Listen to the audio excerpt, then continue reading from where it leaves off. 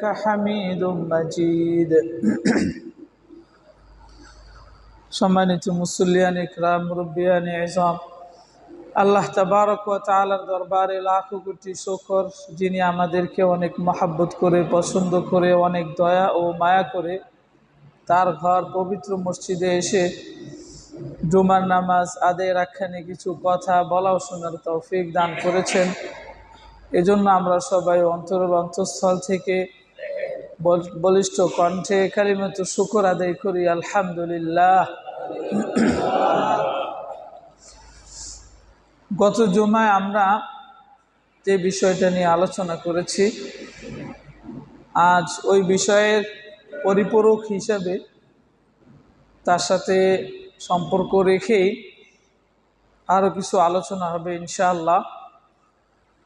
আমরা সব সময় কাদের সাথে থাকব? গত জুমায় ওই বিষয়টা নিয়ে আমরা আলোচনা করেছি। ওলামা একরামের বড় দল যেদিকে মত দেয় বৃহত্তর কোনো বিষয়, আমরা সেই দিকেই থাকব। এটাই হলো কোরআন সুন্নাহর বিধান। মনে আছে আপনাদের? সেই বিষয়কে সামনে রেখে আজকের আলোচনা আরও পরিপূরক হিসাবে হবে। গত জুমার যে আলোচনা ছিল সেটাকে পরিষ্কার করার জন্য, বোঝার জন্য কোরআনে কারিম থেকে আমি সূরা তাওবার 119 নম্বর আয়াত, 119 নম্বর আয়াত তেলাওয়াত করেছি। এই আয়াত আল্লাহ তাবারক ওয়া তাআলা আমাদেরকে বলতেছেন, ইয়া আইয়ুহাল্লাযীনা আমানুত্তাকুল্লাহ, হে ঈমানদারেরা আল্লাহকে ভয় করো। প্রথমে বলেছেন আল্লাহকে ভয় করো, তারপরের অংশ বলতেছেন অকুনু মা'আস সাদিকিন, তোমরা সত্যবাদীদের সাথে থাকো। প্রথমে বলেছেন আল্লাহকে ভয় করো, পরে বলেছেন অকুনু মা'আস সাদিকিন, তোমরা সত্যবাদীদের সাথে থাকো। এখন সত্যবাদী কারা? আমাদের কাছে পারিবারিক যে ব্যক্তি সত্যবাদী তার কথা, আমাদের সমাজে যিনি সামাজিক সত্যবাদী তার কথা বলেছেন, আমাদের দেশে যিনি সত্যবাদী তার কথা বলেছেন, সামাজিকভাবে যিনি সত্যবাদী, রাজনীতিকভাবে যিনি সত্যবাদী, এখানে কি তার কথা বলেছেন? আন্তর্জাতিক পর্যায়ে যার ব্যক্তিত্ব সত্যবাদী তার কথা কি বলেছেন? এই বিষয়টা আমরা একটু বুঝতে হবে। দেখুন, পারিবারিকভাবে আমাদের কাছে অনেকে সত্যবাদী, এখানে তিনি উদ্দেশ্য নন। সামাজিকভাবে আমাদের কাছে অনেকে সত্যবাদী, তিনিও উদ্দেশ্য নন। আমাদের কাছে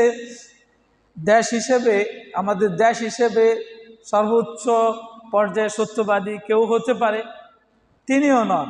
আন্তর্জাতিক পর্যায়ে যিনি সত্যবাদী তিনিও নন। দেখুন, আমরা যদি একটু খেয়াল করি, ব্যবসায়িক সমাজে সত্যবাদী আপনি অনেক ব্যবসায়ীকে খুঁজে পাবেন, নামাজ কালাম পড়ে না, এমনকি এমন হিন্দু বিধর্মীদের খুঁজে পাবেন, এরা কিন্তু যারা নামাজ কালাম পড়ে এদের চেয়ে বেশি সত্য কথা বলে ব্যবসার ক্ষেত্রে। কি মিথ্যা বলতেছি আমি? অনেক হিন্দুদের খুঁজে পাবেন সৎভাবে ব্যবসা করতেছে, সত্য কথা বলে, কিন্তু আমাদের অনেক নামাজি ভাইকে খুঁজে পাবেন সত্য কথা বলতেছে না। তাহলে আমরা কি এই হিন্দু যারা ব্যবসা করতে গিয়ে সত্যবাদী এদের সাথে থাকতে বলা হচ্ছে? প্রশ্নে আসে না। আমাদের রাজনৈতিকভাবে অনেকের কাছে অনেকে সত্যবাদী, উনি সত্যবাদী। রাজনৈতিকভাবে যে যত বেশি পরিচিত তার দলের লোকগুলো তাকে মনে করে সবচেয়ে বেশি সত্যবাদী। কোরআনে কারিমে কি এই সত্যবাদীর সাথে থাকতে বলা হচ্ছে? এটাও না। আন্তর্জাতিক পর্যায়ে কেউ সত্যবাদী হয়ে গেছে, বিশ্বের যিনি এখন মোড়ল, তার অনুসারী যারা গণতান্ত্রিক নিয়ম অনুযায়ী বিল ক্লিনটন এখন তাদের কাছে সবচেয়ে বেশি সত্যবাদী। মিথ্যা একটা জিনিস বানিয়ে কাউকে গিলিয়ে খাওয়ালে এটা এখন সত্যে পরিণত হচ্ছে। শক্তির বলে হোক, যে কোনো শুরুতে হোক, মিডিয়ার প্রপাগান্ডার শুরুতে হোক, যে কোনো শুরুতে হোক, সত্যবাদী আপনি যদি জোর করে বানান কাউকে, এতে সত্যবাদী নন। তাহলে কোরআনে কোন ধরনের সত্যবাদীদের সাথে আমাদেরকে থাকতে বলা হচ্ছে? তোমরা সত্যবাদীদের সাথে থাকো। এ সত্যবাদী কারা? এ সত্যবাদীর আসল যে উদ্দেশ্য সেটা হলো যে যত বেশি আল্লাহকে ভয় করে সে তত বেশি সত্যবাদী। আমার কথা বুঝতেছেন? যে আল্লাহকে যত বেশি ভয় করে তিনি সবচেয়ে বেশি সত্যবাদী। তার আল্লাহকে সবচেয়ে বেশি ভয় করে কারা? মনে আছে আপনাদের? বলেছি আমি একদিন, আল্লাহকে সবচেয়ে বেশি ভয় করে ওলামা একরাম। কোরআনে কারিমের সূরা ফাতির শুধু 28 নম্বর আয়াত 28 নম্বর আয়াত সূরা ফাতির, ইন্নামা ইয়াখশাল্লাহা মিন ইবাদিহিল উলামা, আল্লাহকে কেবল প্রকৃত ভয় করে ওলামা একরামরাই। তার বান্দাদের থেকে, আল্লাহ বলতেছেন তার বান্দাদের থেকে, আল্লাহর বান্দাদের থেকে কেবল প্রকৃতপক্ষে আল্লাহকে ভয় করে ওলামা একরাম। এখানে কোনো সুহাদা শহীদদের কথা বলেননি, এখানে কোনো সলেহি নেককারদের কথা বলা হয়নি, নামাজির কথা বলা হয়নি। অনেক গুণ আছে মুমিনের, ওই গুণগুলো না বলে আল্লাহ ওলামা একরাম কেন বলেছেন? কারণ যে যে বিষয়ে তত বেশি জানে আর ওই বিষয়ে তার ভয় থাকে তত বেশি। আমাকে তো বুঝতেছেন? আল্লাহর শান আর আল্লাহর মর্যাদা, জাহান্নাম আর জান্নাত, এই যে বিষয়গুলো যে বাস্তব, যেগুলো আমরা দেখি না, এগুলো সম্পর্কে যারা যত বেশি পড়াশোনা করবে, যত বেশি এর গভীরে যাবে, তার তত বেশি ওগুলোর প্রতি ভয় বাড়বে। এটাই স্বাভাবিক, আর এখানে এটাই বোঝানো হয়েছে। বুঝতেছেন আমার কথা সবাই? আওয়াজ করে বলে আল্লাহু আকবার। সূরা ফাতির 28 নম্বর আয়াত। এখানে আমরা কি বুঝলাম? আল্লাহ এখানে মা সাদিকিন বলে এই কথা বোঝাচ্ছেন যে মাল আলিমিন, তোমরা আলেমদের সাথে থাকো। এখন আপনি বলবেন যে সাদিকিনের কথা বলতেছেন আর আপনি আলেমের কথা কেন বললেন? আমি তো বুঝিয়ে দিয়েছি।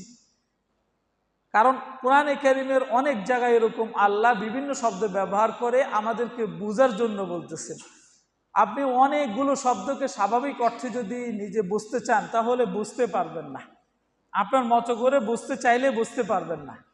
আপনার মতো করে অর্থ করে নিজের মতো করে বুঝতে চাইলে বুঝতে পারবেন না। যদি এমনই হতো তাহলে ছোট্ট এই কোরআন শরীফের মোটা এতটুকু হবে, মাত্র 30 পারা, 6666 আয়াতের ব্যাখ্যা, শত শত তাফসির গ্রন্থ এবং তাফসির খণ্ড হয় কিভাবে?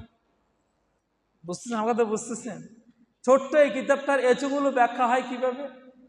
এটাই বোঝানোর জন্য আল্লাহ তাবারক ওয়া তাআলা বিভিন্ন শব্দ ব্যবহার করেছেন, এবং এক আয়াত আর এক আয়াতের তাফসির, এবং এক আয়াত দিয়ে তাফসির করবে হাদিস দিয়ে, হাদিসের তাফসির হবে আয়াত দিয়ে, আয়াতের তাফসির হবে হাদিস দিয়ে। এইভাবে বিষয়টা বুঝতে হবে।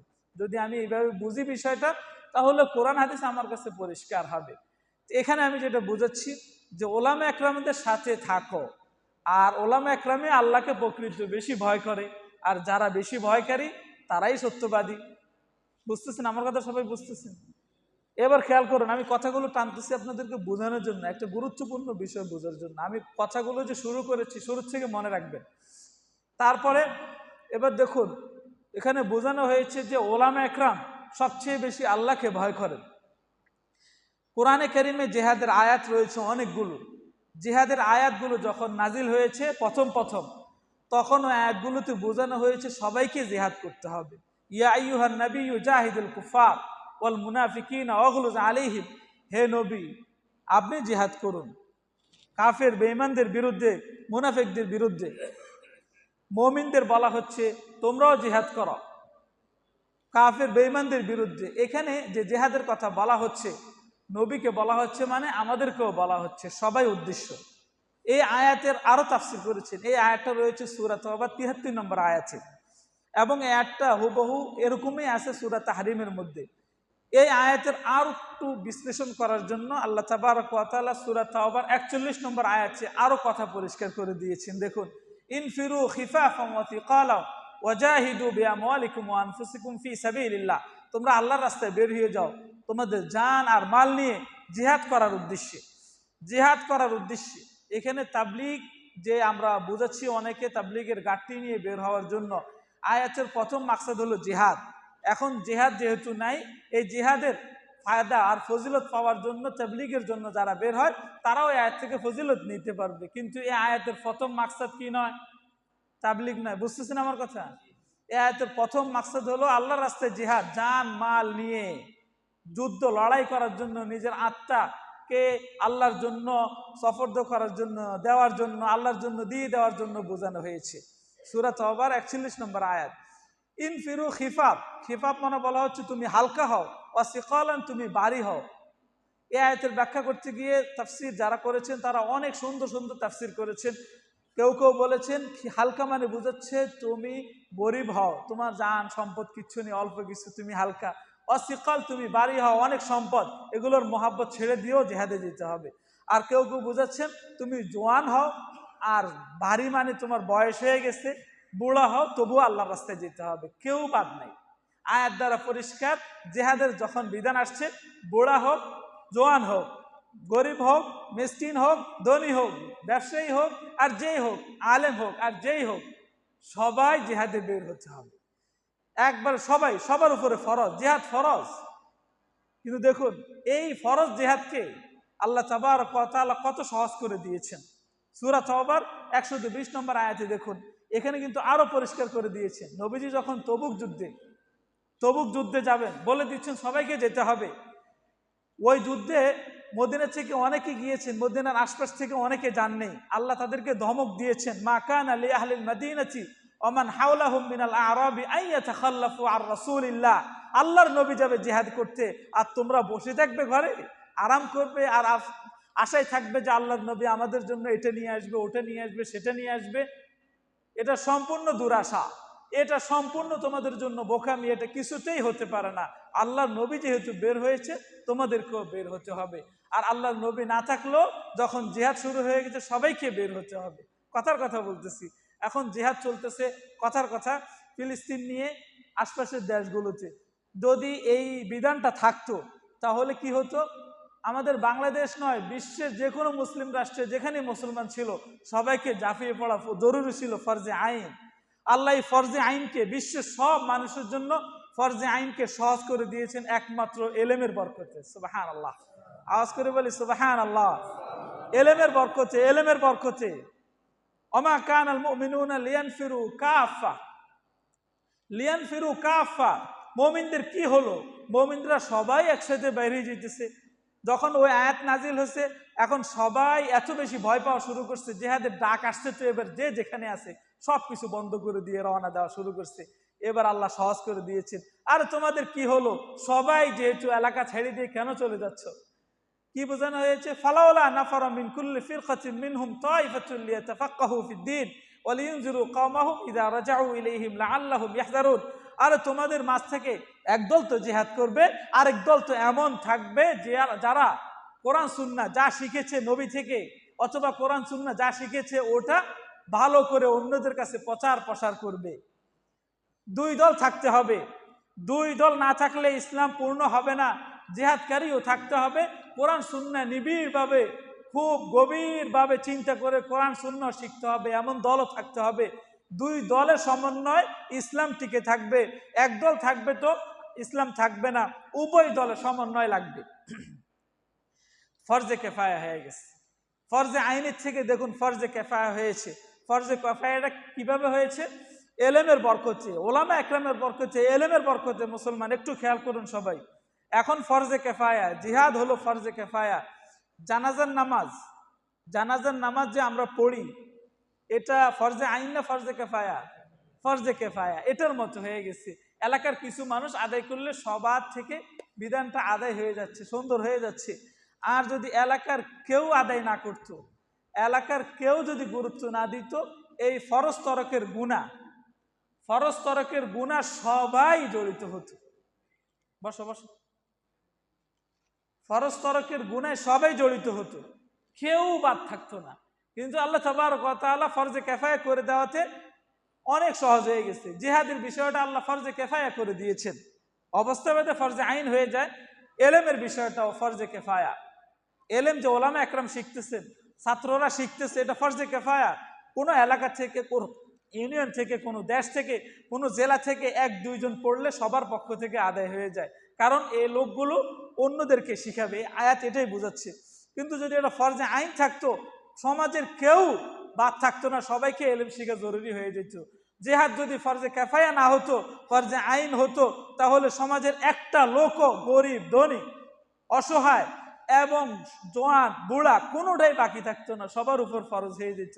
এই যে বিভাজনটা, এই যে কমিয়ে দেওয়াটা, এই বিষয়টা আল্লাহ তাবারক ওয়া তাআলা এলেমের মর্যাদা বোঝানোর জন্য এমনটা করেছেন। বুঝতেছেন আমার কথা সবাই? তাহলে কি বুঝিয়েছি আমি এখানে, খেয়াল করুন। জিহাদ নামক এই ফরজ বিধানকে আল্লাহ সহজ করে দিয়েছেন, ফরজে কেফায়ার মানে এনেছেন, ফরজে কেফায়ার পর্যায়ে এনেছেন এলেমের কারণে। আর এজন্য দুই ভাগ করে দিয়েছেন, এলেম যেমন ফরজে কেফায়া, জিহাদ ও ফরজে কেফায়া। এলেম দ্বারা যেমন ইসলামের সুরক্ষা হবে, জিহাদের দ্বারা ইসলামের সুরক্ষা হবে। দুইটা দ্বারা অবশ্যই লাগবে, দুইটার একটা থাকবে আর একটা থাকবে না, তো ইসলাম সুন্দর করে টিকে থাকবে না। যতকাল পৃথিবীতে ইসলাম থাকবে আপনি দেখবেন কোনো না কোনো পৃথিবীর কোনো না কোনো জায়গায় জিহাদ চলবে। নবীজি বলেছেন আল জিহাদু মাজিন, জিহাদ চলতেই থাকবে, আমার পর থেকে জিহাদ চলতে থাকবে। কোথাও কোনো সময় বাংলাদেশে হবে, কোনো সময় হয়তো মায়ানমারে হবে, কোনো সময় ফিলিস্তিনে হবে, জায়গায় জায়গায় এটা চলতেই থাকবে। কারণ এটা এমন একটা জিনিস, এলেম যেরকম জায়গায় জায়গায় ছড়াবে, চলতে থাকবে এর চর্চা, জিহাদের চর্চাও চলতে থাকবে। এই দুই গ্রুপ দ্বারা ছাড়া ইসলাম কখনো সুন্দর করে তার নিজের পায়ে দাঁড়াতে পারবে না। উভয়ের খুবই জরুরি। তো জিহাদের বিষয়টা সহজ করে দিয়েছেন আল্লাহ একমাত্র এলেমের বরকতে। আজ দেখুন সামান্য বিষয়ের কারণে আমাদের অনেক ভাইয়েরা না বুঝার কারণে ওলামা একরামের বড় দলকে বিভিন্ন রকমের কটূক্তিমূলক কথা বলতেছে। আল্লাহ হেফাজত করুন, আল্লাহ আমাদের সবাইকে হেফাজত করুন। আপনি চিন্তা করুন, কোনো ব্যক্তি আপনার অনুসরণীয় হতে পারে না ব্যক্তি পর্যায়ে, ততক্ষণ পর্যন্ত অনুসরণীয় হতে পারে যতক্ষণ এই লোক কোরআন সুন্নাহর মধ্যে থাকে। যত বড় আলেম হোক, আমি অনেকবার এই কথা বলেছি, যত বড় আলেম হোক, বিশ্বের 1 নম্বর সেরা আলেম হোক, এই লোকের যদি পদস্খলন হয় তাহলে আপনি অবশ্যই আপনার ঈমানকে হেফাজত করতে হবে। আপনি যদি না, ওই এত বড় আলেম যদি জাহান্নামে যায় আমিও জাহান্নামে যাব, কি করলেন আপনি? এটা কি বললেন আপনি? এটা কোনো কথা হলো? বলেন তো দেখি, এটা কোনো কথা হলো? আমার সাথে কথা বলেন, বুঝতে হবে বিষয়টা। এটা কোন ধরনের কথা হলো যে সেই লোক যদি জাহান্নামে যায় আমিও জাহান্নামে যাব? এটা তো সেই কাফের বেঈমানদের কথা হলো। আমাদের বাপ দাদারা যে আগের মতো অনুসরণ করে মূর্তি পূজা করে, এরা যদি জাহান্নামী হয়, নবীজিরে তারা বলেছেন আমরাও জাহান্নামে যাব। আস্তাগফিরুল্লাহ, আল্লাহ আমাদের সবাইকে হেফাজত করুন। ওলামা একরামের বড় দল, আমি গত জুমায় বুঝিয়েছি, ওলামা একরামের বড় একটা দল কখনো গোমরাহ হবে না, গোমরার উপরে একমত হতে পারে না, এটাই বাস্তব কথা। কিন্তু 2-4 জন আলাদা হবে, যোগ হয়ে আসছে, হওয়াটাই স্বাভাবিক, আর এমনই হবে। এলেমের এটা একটা পরীক্ষা, ইমানের এটা একটা পরীক্ষা। এই পরীক্ষায় আমাদেরকে খেয়াল করতে হবে। আমরা দেখব আমরা একজনকে খুব ভালোবাসি, আমরা কোনো আলেমকে ভালোবাসি দুনিয়ার স্বার্থে? কথা বলেন, দুনিয়ার স্বার্থে ভালোবাসি? দুনিয়ার স্বার্থে নয়, আল্লাহর জন্য ভালোবাসি। এখন আল্লাহর জন্য ভালোবাসতে গিয়ে যদি ওই আলেম পদস্খলন ঘটায়, যদি অন্য পথে পা দেয়, অন্য পথে নিজেকে পরিচালনা করে, তাহলে অবশ্যই আমাকে তার থেকে গুটিয়ে নিতে হবে, তার থেকে আলাদা করে নিতে হবে। তা যদি না করি, আর যদি এটা মনে করি এত বড় তাহাজ্জুদ গুজারি হয়ে এত কিতাব লিখেছেন, এত কিছু করেছেন, এত বেশি মেহনত করেছেন, যার হাতের বরকতে, যার বয়ানের বরকতে শত শত মানুষ মুসলিম হয়েছে, এ লোক যদি জাহান্নামে যায় আমিও জাহান্নামে যাব। কত বড় কঠিন কথাটা সহজে বলে দিচ্ছি। আল্লাহ আমাদের ঈমানকে হেফাজত করুন। জোরে বলি আমিন, বলি জোরে বলি আমিন, আওয়াজ করে বলি আল্লাহু আকবার। এজন্য সবসময় মূলনীতিটা খেয়াল করবেন, কোনো বৃহত্তর বিষয়ে, ইসলামের কোনো বৃহত্তর বিষয়ে দেখবেন যে ওলামা একরামের বেশি সংখ্যা কোথায় এবং কিভাবে কথা বলতেছেন, ওইদিকে নিজেকে খেয়াল করতে হবে। আর এটাই বাস্তবতা, আর এটাই সত্যি। কোরআন সুন্নাহ দিয়ে 2-4 জন সবসময় এভাবে আলাদা হয়েছে, হবে। আর এটাই আল্লাহ তাবারক ওয়া তাআলার পক্ষ থেকে পরীক্ষা। সাহাবা একরামের পর থেকে এরকম অনেক গোমরা দল হয়েছে, অনেক পথভ্রষ্ট দল হয়েছে। ওলামা একরাম যোগের পর যোগ সতর্ক করে দিয়ে আসছেন। এখনো ওলামা একরাম থাকবে, 19-20 হবে, এদিক সেদিক হয়ে যাবে। আমরা আমাদের ঈমানকে হেফাজত করতে হবে। আল্লাহ আমাদের সবাইকে কবুল করেন, জোরে বলি আমিন। দেখুন ঈমানের কত মর্যাদা, দেখুন ওলামা একরামের মর্যাদা কত বেশি, একটু খেয়াল করুন। নবীজি সাল্লাল্লাহু আলাইহি সাল্লাম একদিন বলতেছেন, হযরত আনাস থেকে হাদিসটা বর্ণিত, হাল তাদরুনা মা আজওয়াদু জুদান, এই তোমরা কি জানো সবচেয়ে বেশি আন্তরিক আর সবচেয়ে বেশি মহাব্বতকারী, মানুষের প্রতি দয়া দেখানো আর দয়াকারী এই লোককে, এই ব্যক্তিত্বটাকে তোমরা জানো? নবীজি সাহাবা একরামকে বলতেছেন। সাহাবা একরাম বললেন আল্লাহু ওয়া রাসূলু আলাম, আল্লাহ এবং আল্লাহ রাসূল ভালো জানে। নবীজি বললেন আল্লাহু আজওয়াদু জুদান, মানুষের প্রতি, এই ইনসানের প্রতি সবচেয়ে বেশি আন্তরিক আর দয়া দেখায় হলো সর্বপ্রথম কে? আল্লাহ। কথা বলেন কে? আল্লাহ। আল্লাহ মানুষের প্রতি দয়া আর মহাব্বত দেখানোর কারণে মানুষ পৃথিবীতে উল্টা পাল্টা যত রকমের গুনাহ করার পরও সুন্দর করে খেয়ে পরিধান করে যাচ্ছে। এরপরে নবীজি বলতেছেন সুম্মা আনা, আল্লাহর পরে হইলাম আমি। সুম্মা আনা আজওয়াদু জুদান, আমি হলাম আল্লাহর পরে মানুষের প্রতি সবচেয়ে বেশি আন্তরিক। মানুষ কিভাবে জাহান্নাম থেকে বাঁচতে পারে, মানুষ কিভাবে আল্লাহর পথে গিয়ে জান্নাতে চলে যেতে পারে, এই মানসিকতা এরপরে হলো আমার।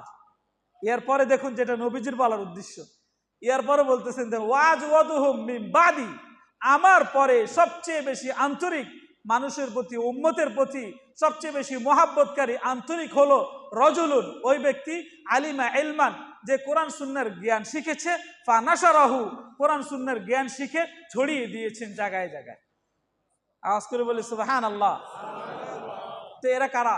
উলামা ইকরাম নয়, আল্লাহ প্রথমে মানুষের প্রতি আন্তরিক আর মহাব্বতকারী আল্লাহ। এরপরে নবীজি বলতেছেন আমার পরে আমি থাকবো না, আর কোনো নবী আসবে না, আমার পরে এই দায়িত্ব উলামা ইকরামের, তারাই মানুষের প্রতি আন্তরিক, হাত দিয়ে চোখে দেখিয়ে হাতে ধরে সব কিছু করে মানুষকে বুঝাবে, ভাই এটা জাহান্নামের রাস্তা, এটা ভালো পথ নয়, এটা মন্দ পথ, এটা ভালো পথ, এদিকে আসুন। এটা হলো এরপরে তৃতীয় পর্যায়ে উলামা ইকরামের দায়িত্ব। এবার বলেন তো দেখি, যে নবীজি যদি মানে এই জিনিসটার প্রতি গুরুত্ব না দিতেন, আর বলছেন যে সত্যবাদী বলতে যারা নেককার, নামাজ পড়ে, 5 ওয়াক্ত আবেদ ইবাদত করে যত বেশি, তোমরা তাদের কথাই শুনিও, উলামা ইকরামের কথা নয়, তাহলে তো বিষয়টা আমরা পরিষ্কার বুঝতে পারতাম। নবীজি কিন্তু তৃতীয় পর্যায়ে পরিষ্কার জানিয়ে দিয়েছেন যে 3 নম্বর আমার পরে তোমাদের প্রতি যারা আন্তরিক, তোমাদের প্রতি সবচেয়ে বেশি মহাব্বতকারী, তোমাদেরকে আল্লাহর রাস্তা চিনাবে যারা, তারা হলো উলামা ইকরাম। নবীজির এই সুন্নাহ স্পষ্ট সহিহ হাদিস। সুনানে বাইহাকি নামে একটা হাদিসের কিতাব আছে, বাইহাকি অনেক বড় হাদিসের কিতাব, এটা 3 পার্ট। এক পার্ট হলো সুনান, আর এক পার্ট হলো শুআবুল ঈমান, আর এক পার্ট হলো দাওয়াত। এই আমি যে হাদিসটা বললাম, এই হাদিসটা হলো শুআবুল ঈমানের অধ্যায় 1767 নম্বর হাদিস। 3টা পার্ট কিন্তু অনেক বড় বড়, এক এক পার্টে 10,000-এর উপর হাদিস রয়েছে, 3 পার্ট আলাদা আলাদা। এই অংশটা হলো শুআবুল ঈমানের 1767 নম্বর হাদিস, 1767 স্পষ্ট সহিহ হাদিস। আল্লাহ আমাদের আমল করার তৌফিক দান করুন, জোরে বলি আমিন। নবীজি দেখুন আরো সুন্দর উদাহরণ দিচ্ছে, আমার উম্মতেরা খেয়াল করো, আলেমের মর্যাদা শুনতে চাও?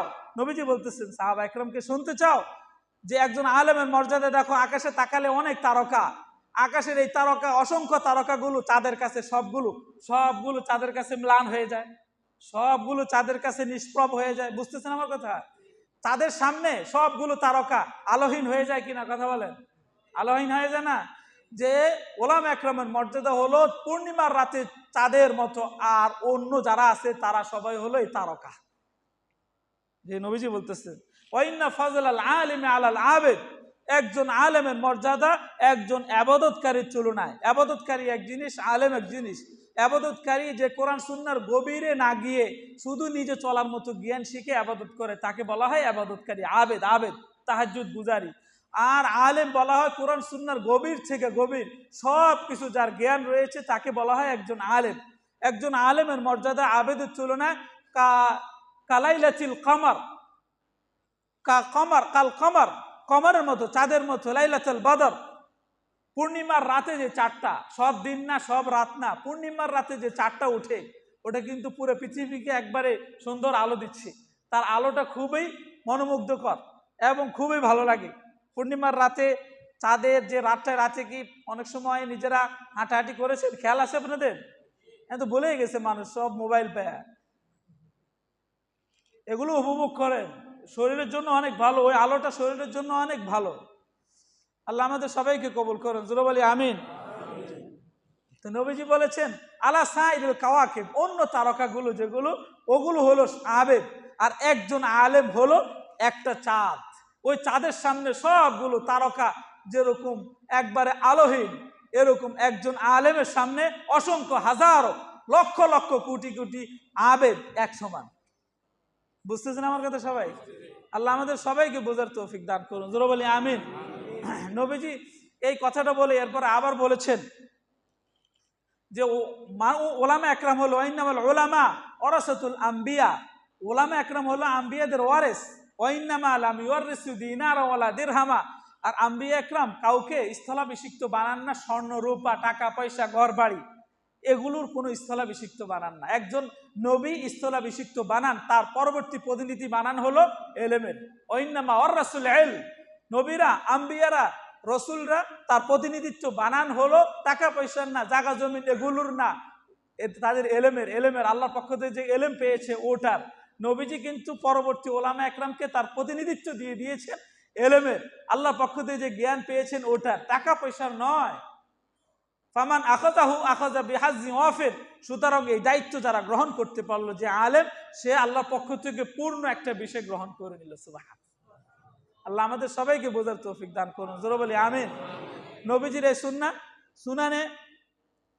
সুনানে তিরমিজি নামে একটা হাদিসের কিতাব রয়েছে। এই কিতাবের 2682 নম্বর হাদিস, 2682। এই হাদিসটা পাশাপাশি মুসনাদ আহমদ নামে একটা হাদিসের কিতাব রয়েছে। এই কিতাবের 5 নম্বর খণ্ডের 185 নম্বর পৃষ্ঠায় রয়েছে, দুঃখিত 196 নম্বর পৃষ্ঠায় রয়েছে, 196 5 নম্বর খণ্ডের। খেয়াল করুন সবাই, আরো পরিষ্কার করে দিচ্ছি, দেখুন আরো আশ্চর্য হবেন, অবাক হবেন। নবীজি তুলনা দিচ্ছেন কিভাবে, দেখুন। নবীজি এই হাদিসটা বর্ণনা করতেছেন আবু উমামা আল বাহিলি, একজন সাহাবী, প্রসিদ্ধ একজন সাহাবী। তিনি বলেন, যুকিলা রাসূলুল্লাহ সাল্লাল্লাহু আলাইহি সাল্লাম, নবীজির সামনে একবার আলোচনা উঠলো দুই ব্যক্তি নিয়ে, রজুলানি, দুই ব্যক্তি নিয়ে আলোচনা উঠলো। এক ব্যক্তি হলো আহাদুহুমা আল আবেদ ওয়াল আখারু আল আলেম, একজন হলো আবেদ, একজন হলো আলেম। দুই ব্যক্তির আলোচনা উঠছে, বনি ইসরায়েলের এক লোক অনেক ইবাদত করে, রাতে একটুও ঘুমায় না, সারা রাত ইবাদত করে আর রোজা রাখে, খালি ইবাদত করে। আর বনি ইসরায়েলের একজন আলেম ছিল, আর এ কোনো রকম মানে নামাজগুলো পড়ে ঠিক আছে, কিন্তু রাতে ঘুমায়, আবার দিনের বেলা খালি ছাত্রদের পড়ায়। তো এই একটা আলোচনা হচ্ছে, নবীজি দেখলেন সাহাবা একরাম যে রাত ভরে ইবাদত করতেছে আর দিনে রোজা রাখতেছে, আবেদ আলেম না, তার প্রশংসায় পঞ্চমুখ। নবীজি বলতেছেন, এই খেয়াল করো, আমার কথা খেয়াল করো, ওয়াইন্না ফাজলাল আলিমি আলাল আবেদ কাফাদিলি আলা আদনাকুম। এই খেয়াল করো, নবীজি সাহাবা একরামকে বলতেছেন, তোমরা যে আলেমের মর্যাদা নিয়ে মুখ খুলতেছো না, আর ওই আবেদের মর্যাদা নিয়ে খুবই বলতেছো, খেয়াল করো, একজন আলেমের মূল্য দেখো কি পরিমাণ। আমি নবী আর তোমাদের মাঝে যে সাহাবীদের মধ্যে যে সবচেয়ে ছোট সাহাবী, তার মাঝে আর আমার মাঝে যত দূরত্ব, একজন আলেম আর একজন আবেদের মাঝে তত বেশি দূরত্ব। সুবহানাল্লাহ। নবীজি তার মর্যাদায় নিয়ে এসেছেন একজন আলেমকে, আর একজন আবেদকে নিয়ে এসেছেন সাহাবা একরামদের মাঝ থেকে যিনি সবচেয়ে ছোট সাহাবী, মর্যাদার দিক দিয়ে তার পর্যায়ে। কথাগুলো বুঝতেছেন? আমার কথাগুলো বুঝতেছেন? এই কথা বলে নবীজি বলতেছেন, ওয়াইন্নাল্লাহা ওয়াল মালাইকা, আল্লাহ নিজেই সর্বদা আলেমের উপরে রহমত আর বরকত দিতে থাকেন। ওয়াইনাল মালাইকাতা, ফেরেশতারা, ওয়া আহলুস সামাওয়াতি, আসমান ওয়ালারা, ওয়াল আরদু, জমিন ওয়ালারা।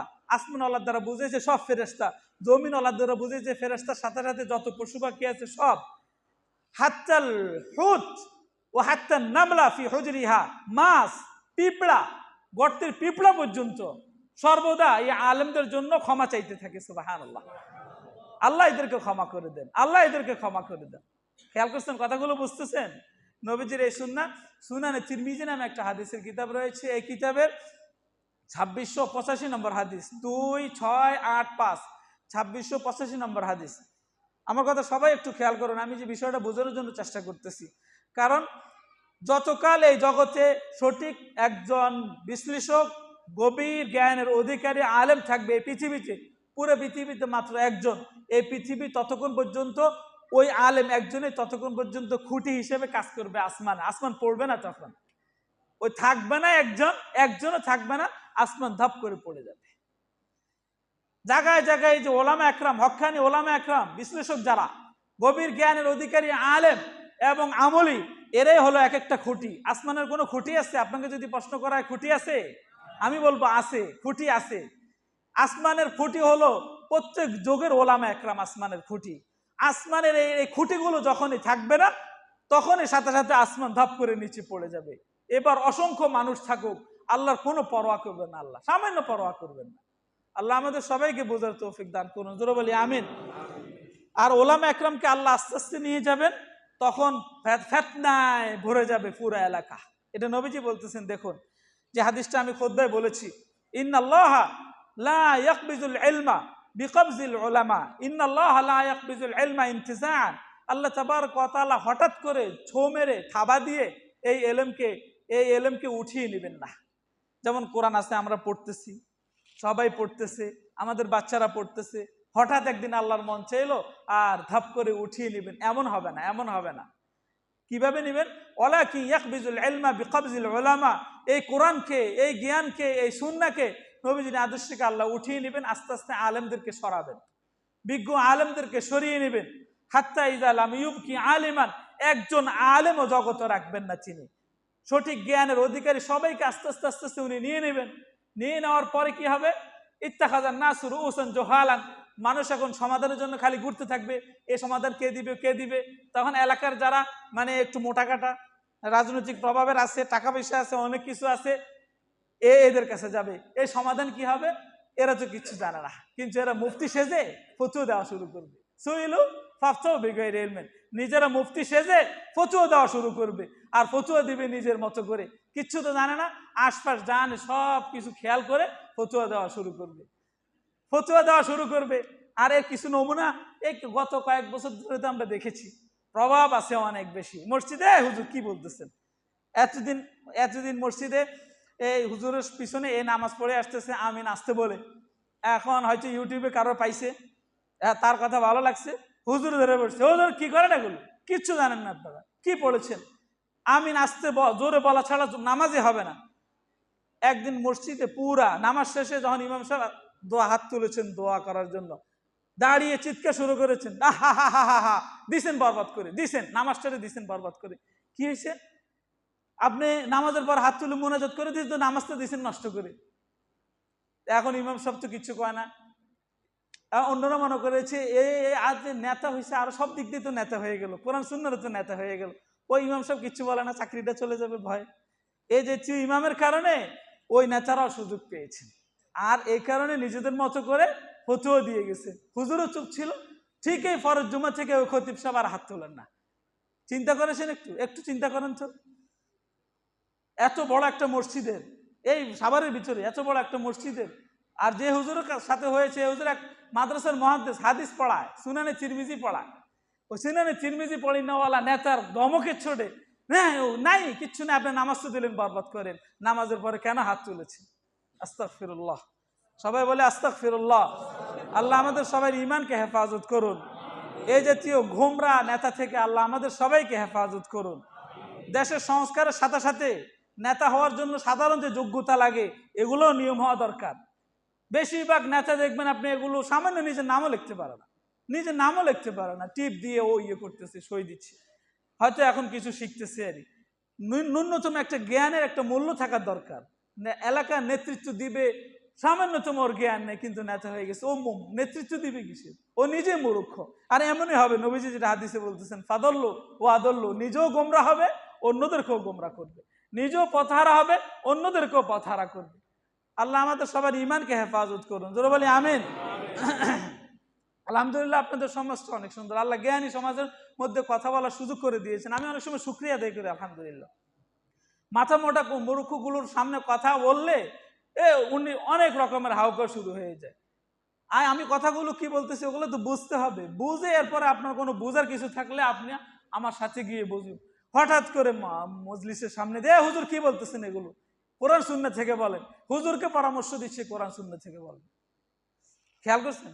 হুজুরকে পরামর্শ দিচ্ছে কোরআন সুন্নাহ থেকে বলার জন্য। ও কেমন যেন কোরআন সুন্নাহওয়ালা হয়ে গেছে।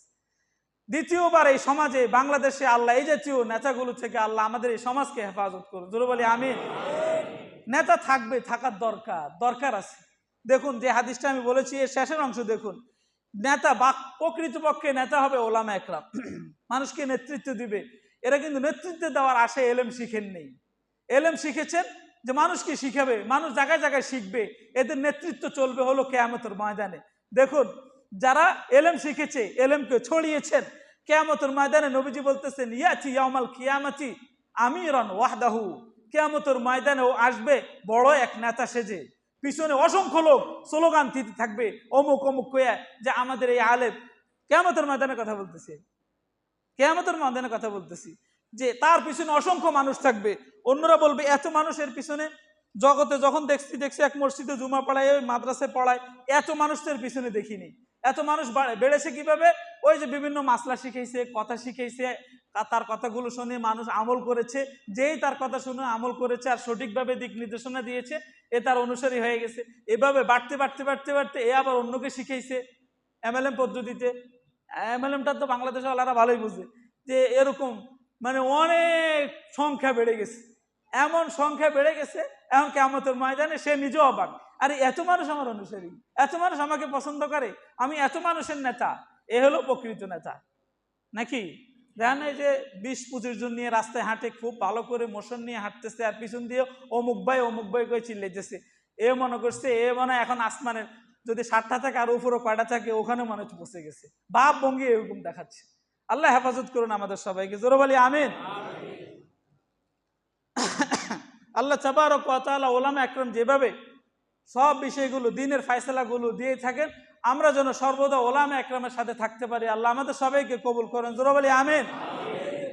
নবীজি সাল্লাল্লাহু আলাইহি সাল্লামের যে সুন্নাহ আমি পড়লাম একটু আগে, এই সুন্নাহটা রয়েছে সহিহ মুসলিমে। সহিহ মুসলিমের স্পষ্ট সহিহ হাদিস 2673 নম্বর হাদিস। এই হাদিসটা আবার সহিহ বুখারীতে আছে, সহিহ বুখারীর 100 নম্বর হাদিস, 100 নম্বর 100 স্পষ্ট সহিহ হাদিস। যদি ওলামা একরাম চলে যায়, আল্লাহ নিয়ে যান, তাহলে এই সমাজ পুরোটা দখল করবে হলো মূর্খরা, আর মূর্খদের কাছে মাসলা চাওয়া হবে। মূর্খরা মাসলা বলা শুরু করে দিবে নিজের মতো করে, আর ওভাবে নিজেরাও পথহারা হবে, আর নিজেদেরও পথহারা করবে, অন্যদেরকেও পথহারা করবে। আল্লাহ আমাদের এজেচিও নেতা থেকে হেফাজত করুন, জোরে বলি আমিন। কেউ যদি এলেম শিখে, কেউ যদি জ্ঞান শিখে, এই মানসিকতায় একটু একটু শিখি, একটু একটু শিখে ওলামা একরামের সাথে একটু তর্ক করবো, ঠেকামো, মসজিদের ইমাম সাহেবকে গিয়ে ঠেকাই দেবো। অনেকে আছে বাংলা বুখারী এই মুসলিম এটা সেটা পড়ে, নিজের মতো করে নম্বরও মুখস্থ করে রাখে। হঠাৎ করে ইমাম সাহেবরা এসে জিজ্ঞেস করে, হুজুর এটা কত নম্বর হাদিস জানেন আপনি? এটা তো সহিহ বুখারীতে আছে। হুজুর তো অনেক আগে পড়ছে, থাকতে পারে সহিহ বুখারীতে, কত নম্বর আমি এখন কিভাবে বলবো? হুজুর আমি জানি, নিজের জ্ঞান বাড়াচ্ছে দেখুন, আমি জানি এটা অমুক জায়গায় আছে। তর্কটা কিন্তু সেই শুরু করে দিয়েছে। এভাবে এই মানসিকতা নিয়ে ওলামা একরামের তর্ক করে নিজের স্বার্থকে বড় করে বোঝানোর জন্য যারাই কিছু কিছু এলেম শিখবে, জ্ঞান শিখবে, নবীজি বলেছেন সরাসরি জাহান্নাম। এদের জন্য এদের ঠিকানা কোথায়? সরাসরি জাহান্নাম। ক্বালা রাসূলুল্লাহ সাল্লাল্লাহু আলাইহি সাল্লাম, মান তালাবাল ইলমা লিউজারিয়া বিহিল উলামা, যে এলেম শিখলো জায়গায় জায়গায় থেকে, এখান থেকে কদ্দুর ওখান থেকে কদ্দুর কদ্দুর শিখে, লিউজারিয়া বিহিল উলামা, ওটা দিয়ে আলেমদের সাথে তর্কে জড়াবে। আও লিউমারিয়া বিহি সুফাহা, আর অন্য অন্য মূর্খ যারা আছে এদের সাথে ঝগড়ায় লিপ্ত হবে, নিজেরা অনেক কিছু বুঝাবে। আও ইয়াসরিফে বিহি উজুহান নাস, অথবা মানে এমন ভাবে নিজেকে পেশ করবে, আমি সহিহ বুখারী পড়েছি, সহিহ মুসলিম পড়েছি, তিরমিজি পড়েছি, সিয়াসিত্তা সব কিছু পড়েছি। ওই আপনারা শুনেননি এক নর্তকীর মুখ থেকে বাইরে ছিল, মনে নেই আপনাদের? ও সিয়াসিত্তা সব কিছু পড়ে শেষ করে দিয়েছে, সিয়াসিত্তা সব কিছু পড়ে শেষ করে দিয়েছে।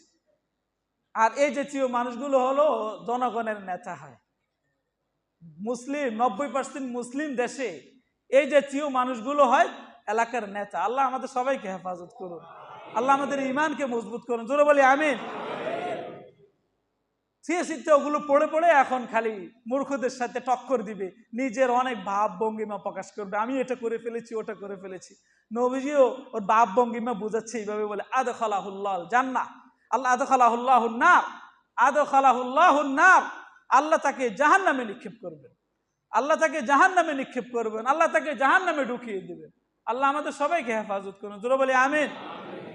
কোনো পর্যায়ে যদি কোনো বিষয়, বৃহত্তর কোনো বিষয়ে যদি ঝগড়া হয়ে যায়, তাহলে আমাদের অবশ্যই জরুরি এই বিষয়টা যারা জানেওয়ালা এদের কাছে যাওয়া। কিন্তু এখন সমাজে অবস্থা এমন হচ্ছে, আস্তে আস্তে ফেতনা ছড়াচ্ছে যে ওলামা একরাম কিচ্ছু না, এরা খালি মাদ্রাসায় পড়ে আর বেতন নেয়, এদের বেতনটা নাকি বেশ্যার বেতনের চেয়ে খারাপ, বেশ্যার আয়ের চেয়ে খারাপ। আস্তাগফিরুল্লাহ, নাউজুবিল্লাহ। মসজিদের ইমামতি করে টাকা নেওয়া, এই যে বেশ্যা যারা আছে না, এরা যে কামাই করে, এদের টাকার চেয়ে নাকি মসজিদে ইমামতি করে মাদ্রাসায় পড়ে টাকা নেওয়া আরো বেশি জঘন্য। বলেন তো দেখি, কথাগুলো কত কঠিন কথা, সাধারণ মানুষ বলতে পারে এই কথা? কিন্তু এই কথা বলেছে এরকম শীর্ষ পর্যায়ের একজন আলেম। আল্লাহ আমাদের সবাইকে হেফাজত করুন। আমি বারবার বলতেছি ভাই, আপনার নেতা যত বড় আলেম হোক, কিন্তু আপনি বুঝবেন কোরআন সুন্নাহকে। ও যদি পদস্খলন ঘটায়, এর চেয়ে বড় বড় অনেক ব্যক্তিরা, একজন তাফসির কারো, তাফসিরে কাশাফ, তাফসিরে কাশফ আল্লামা জাহরুল্লাহ জামাকশারি, তাফসিরে কাশফের লেখক, এত সুন্দর তাফসিরের কিতাব, তারপরে আজ পর্যন্ত কেউ লিখতে পারেনি। আর এই লোক মুতাজিলা হয়ে গেছে। মুতাজিলা বুঝেন, যারা কোরআন সুন্নাহ আহলে সুন্নাহ ওয়াল জামাত থেকে ওলামা একরামের দল থেকে খারিজ হয়ে গেছে, ওই যুগের এত বড় একজন আলেম। ওলামা একরাম এখনো তাকে ওভাবেই চিনতেছে, কিন্তু তার যুগে তার চেয়ে বড় আলেম কেউ ছিল না। তার তাফসিরের কিতাব এত সুন্দর, পৃথিবীর এখন যেই প্রান্ত থেকে যেই তাফসিরের কিতাব লিখবে, তার কিতাব থেকে কিছু নিবে না এবং তার কিতাব থেকে কিছু সংগ্রহ করবে না। আর যদি বলে আমি কারো কিতাবে দিয়ে গুরুত্ব দেই না, আমি নিজে লিখেছি, ওটা মিথ্যা কথা বলবে। কারণ ওর মতো তাফসির আর কেউ করতে পারেনি। আগের ওলারা করছে, কিন্তু ওর পরে এত সুন্দর করে তাফসির আর কেউ করতে পারেনি। কিন্তু সেই যুগের ওলামা একরাম তো তাকে ছাড়েনি, তাকে বলেনি যে আরে তুমি এত বড় জ্ঞানী, তুমি কি ভুল বলতে পারো? কাউকে ছাড়বে না। ওলামা একরামের বৃহত্তর দল যত বড় জ্ঞানী হোক, আলাদা হয়ে গেলে, পৃথক হয়ে গেলে তাকে কোনো অবস্থায় ছাড়বে না। এটা ছাড়বে না, এটা নবীজির সুন্নাহ, এটা হতে পারেই না। কাজেই আমি আপনাদের সবাইকে হাত জোড় করে বলতেছি, নিজের ইমানকে হেফাজত করার জন্য দেখবেন বৃহত্তর ওলামা একরাম যেই দেশে থাকেন, বৃহত্তর ওলামা একরাম যেই দিকে মত পেশ করে আর যেই দিকে মতামত দেয়, গুরুত্ব দেয়, ওটাকে গুরুত্ব দিবেন। আমি কিন্তু যারা এর থেকে আলাদা হয়ে গেছে তাদেরকে বলতেছি না কাফের হয়ে গেছে, মুশরিক হয়ে গেছে, ইমান হারা হয়ে গেছে, এমনকি গোমরা, আমার নিজের ভাষা দিয়ে বলতেছি না। আমি বলতেছি আমার কথা যেটা, ওলামা একরাম, বেশিরভাগ ওলামা একরাম যেই দিকে মত পেশ করে সেই দিকে থাকবেন। আমার কথা বুঝতেছেন সবাই? কিন্তু এর চেয়ে বড় কথা যে গোমরা হয়ে গেছে, ও বেঈমান হয়ে গেছে, এটা হয়ে গেছে, এটা আমার মুখ দিয়ে শোভা পায় না। যারা বড় বড় তারা যদি বলেন তাদের বিষয়, কিন্তু আমি বলতে চাই না। আমি চাই না আমাদের মুসলমানদের মাঝে দাঙ্গা হোক, আমাদের মুসলমানদের মাঝে পরস্পর হিংসা হোক। আমি চাই সবাই একসাথে মিলেমিশে সম্মিলিত কাজগুলো হবে। আল্লাহ আমাদের সবাইকে কবুল করুন, জোরে বলি আমিন। ওলামা একরামের দলকে আল্লাহ সব সময় সাহায্য করুন, জোরে বলি আমিন। মসজিদের দুপাশে দান বাক্স রয়েছে, দান বাক্সগুলো ছেড়ে দিন। আল্লাহর মসজিদে আমরা বেশি বেশি